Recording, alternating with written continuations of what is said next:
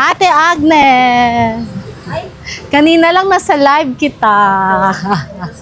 Okay naman. Pupuntahan ko lang si Ate Catherine Maga. Ha? Si Basti daw po, Pilino. Punta ni ano. Si Basti ba yun? Opo, si Basti. Ah, si Basti pala yun. Oo. Ah. Andun kasama niya yung kapatid ko, nagbabantay. Oh, may pinapadalang tulong si Yorme Isko ngayon. Ah, Oh, dito si Basti. Dito pala. saan mo?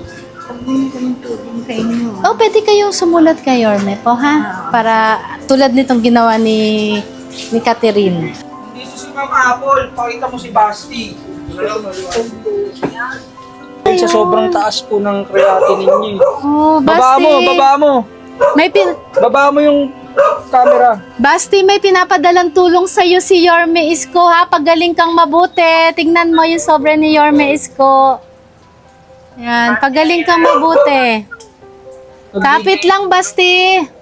Nagdi-delirio po siya kasi sabi po sa akin ng doktor. Galing po ako dun kanina pang 5 a.m. Kaya daw po siya parang nababaliw. Yung creatinine daw po niya 1.9. Ah, mataas na.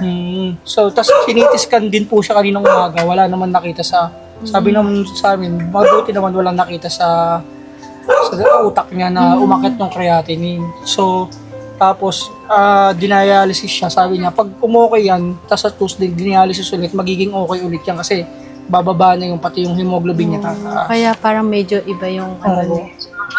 Yan. Basta pagaling kang mabuti, ha? Merong pinapaabot si Yorme sa'yo.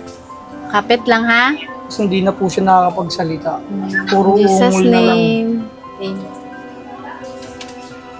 Sino na lang magre-receive po? Sina, magpapapunta ako ng kasama Si ko Ate Luz ba yun?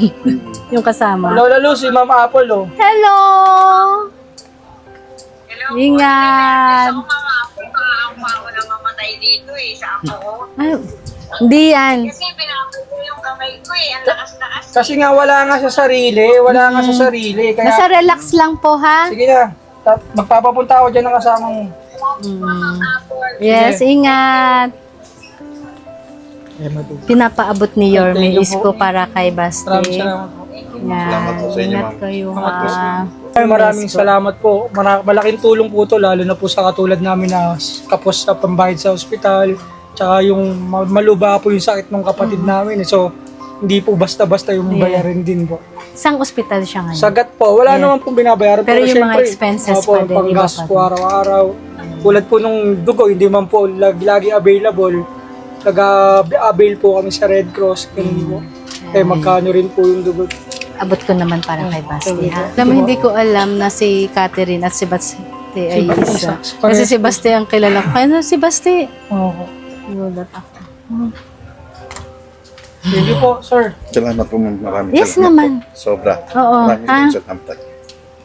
Paparating ko kay Yorme Isko. Sige, Cole. Maraming salamat po. Ingat kayo, ha? Maraming salamat po. Sige po.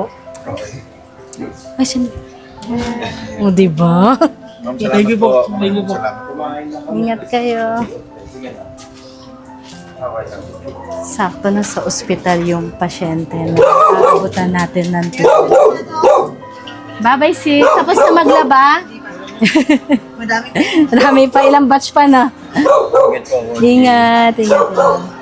Kilala mo si Basti? Yes, kilala ko si Bastet. Alam ko talaga yung case niya na nagda-dialysis. Kaya nakaka-happy din na naiabot natin yung tulong ni Yorme Isko. Saktong-sakto dahil nasa ospital ngayon si Baste. At ipag-pray natin si Baste na gumaling at mas lumakas pa si Baste after niya ma-hospital.